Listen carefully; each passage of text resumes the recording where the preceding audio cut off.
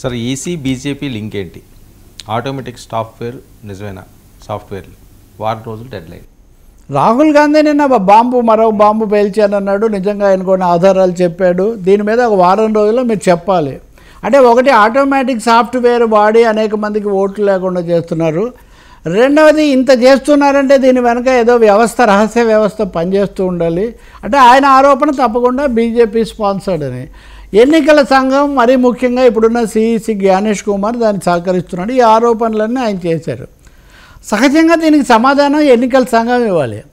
ఎన్నికల సంఘం కంటే ముందే బీజేపీ ఎంపీ అనురాగ్ ఠాకూర్ చాలా పెద్ద ఎత్తున దాడి చేశాడు. ఎన్నికల సంఘాన్ని మీరు అవమానిస్తారా? మీకు ప్రజాస్వామ్యం మీద నమ్మకం లేదు అంటే ప్రజాస్వామ్యం కాదు ఇది అని ప్రతిపక్షాలు చెప్పేది. ప్రజాస్వామ్యం అంటే ఎన్నికల వ్యవస్థ సక్రమంగా ఉండాలి, ఎన్నికల సంఘం అందరికీ సమానంగా అందుబాటులో ఉండాలి. కేవలం బీజేపీ వాళ్ళ కోణంలో మీరు పనిచేస్తున్నారని రాహుల్ గాంధీ బాహాటంగానే ఆరోపణ చేశాడు. ఓట్ చోర్ ఎవరి కోసం? ఓట్ చోర్ అనేది బీజేపీ కోసం రాహుల్ గాంధీ ఆరోపణ. సో అనురాగ్ ఠాకూర్ బీజేపీ తరఫున ఆయన కానీ ఇతర నాయకులు కానీ అసలు ఈసీని, ఎన్నికల సంఘాన్ని బీజేపీ ఇంత బలపరిస్తేనే కొత్త సందేహాలు కలుగుతాయి. మిగిలిన ఏ పార్టీ బలపరచడం లేదే. ఎన్డీఏలో ఉన్న ఇతర పార్టీలు కూడా ఉదాహరణకు వాళ్ళు లేదు ఈసీ చాలా బాగుందని చెప్పడం లేదు, వాళ్ళు కూడా సందేహాలు లేవనెత్తున్నారు. సో ఈ సమయంలో ఆయన లేవనెత్తిన వాటికి ఎన్నికల సంఘం కూడా ఒక సమాధానం ఇచ్చింది. నిన్న మనం అప్పుడే వస్తుంది వివరంగా మనం మాట్లాడాం. ఎన్నికల సంఘం ఏమంటుంది? మేము కూడా ఫిర్యాదు చేసాము, అది ఇది మేము అప్పుడే చెప్పాము, ఇవన్నీ అంటారు. మరి దాని మీద ఎందుకు ఆందోళన చెందలేదు? అటువంటివి తెలంగాణలో వచ్చినా, అటువంటివి ఛత్తీస్గఢ్లో వచ్చినా, అటువంటివి ఉత్తరప్రదేశ్లో వచ్చినా నివారించడానికి మీరు ఇది ఒక సమస్య ఉంది, తీవ్ర స్థాయిలో ఇలా జరుగుతుంది. ఇప్పుడు 6018 ఓట్ల విషయం చెప్తున్నాడు రాహుల్ గాంధీ. ఇతర చోట్ల కూడా ఇలాంటివి ఉన్నాయని మీరు దేశాన్ని అలర్ట్ చేశారా? ఎన్నికల సంఘం చేయకపోతే అధికార పార్టీ అయిన బీజేపీ చేసిందా? ఈ ప్రశ్నలన్నీ వస్తున్నాయి.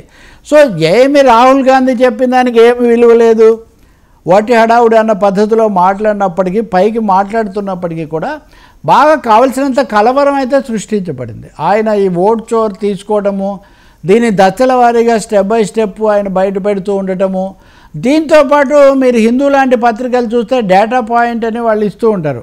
ఈ డేటా మీద జాతీయ స్థాయిలో అనేక సంస్థలు చేస్తున్న అధ్యయనాలు కూడా సందేహాలకు దారితీస్తున్నాయి.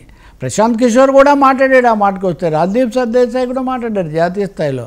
కేవలం రాహుల్ గాంధీ మాత్రమే కాదు, ఎన్నికల సంఘాన్ని కలుసుకున్న అన్ని రాజకీయ పక్షాలు వాటి పద్ధతుల్లో ఫిర్యాదులు చేశాయి. తెలుగుదేశం పార్టీ కూడా, బీఆర్ఎస్ పార్టీ కూడా ప్రధాన ప్రాంతీయ పార్టీలు కాబట్టి ఒక జనసేన అంతగా చెప్పినట్లేదు, కానీ మిగిలిన అన్ని రాజకీయ పార్టీలు కూడా ఒకటి ముందస్తుగా మీరు ఈ ఓట్ల పరిశీలన చేయండి, రెండవది అన్ని వివరాలు పంచుకోండి. పారదర్శకత, ట్రాన్స్పరెన్సీ అనేది చాలా ముఖ్యమని. ఇప్పుడు ట్రాన్స్పరెన్సీ లేదు కదా. ఇప్పుడు అలాన్ నియోజకవర్గంలో జరిగిన దాని గురించి రాహుల్ గాంధీ బయట పెట్టే వరకు ఎన్నికల సంఘం మాట్లాడలేదు కదా. ఒక 6000 ఓట్లకు సంబంధించి ఇలా సీరియస్గా జరిగిందని వాళ్ళు ఎప్పుడు పంచుకోలేదే. కాబట్టి ఎన్నికల సంఘం ప్రజాస్వామికంగా, పారదర్శకంగా పనిచేయాలి అన్నది మటుకు అంతకంతకు బలపడుతుంది. ఎన్నికల సంఘాన్ని, ఎలక్షన్ కమిషన్ను బీజేపీ అదే పనిగా భుజాన మోయటం కూడా, ఒకవైపునేమో ఎన్నికల సంఘం బీజేపీని మోస్తూ ఉందని ప్రతిపక్షాలు ఆరోపిస్తుంటే, ఇక్కడ బీజేపీ వెళ్ళి ఎన్నికల సంఘాన్ని ఇంకా తీవ్రంగా బలపరుస్తుంటే ఇది సందేహాలు ఇంకా పెంచే విధంగా తయారవుతుంది.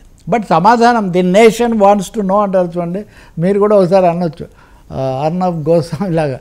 The nation wants to know what is happening in election commission. ఈవీఎంల సమస్య అలా ఉంచి ఇంకా కొత్తగా ఇన్ని సమస్యలు వస్తుంటే దాటవేయడం అనేది ఎంతకాలం సాధ్యమవుతుంది? కేవలం రాహుల్ గాంధీని మాత్రమే చూపించి ఆయన లేవనెత్తుతున్న అంశాన్ని దుప్పటి కిందికి తోయడం అంటారు చూడండి, అది సాధ్యమయ్యే విషయం కాదు. ఇంకా it should open it's mouth. లేదా సుప్రీంకోర్టు హెచ్చరించింది కాబట్టి రేపు అక్టోబర్ 9-10 తేదీల్లో సుప్రీంకోర్టు ముందుకు ఈ కేసు వస్తుంది. ఆ రోజు సుప్రీంకోర్టు తప్పకుండా ఒక పాఠం చెప్పే అవకాశం మాత్రం ఉంది.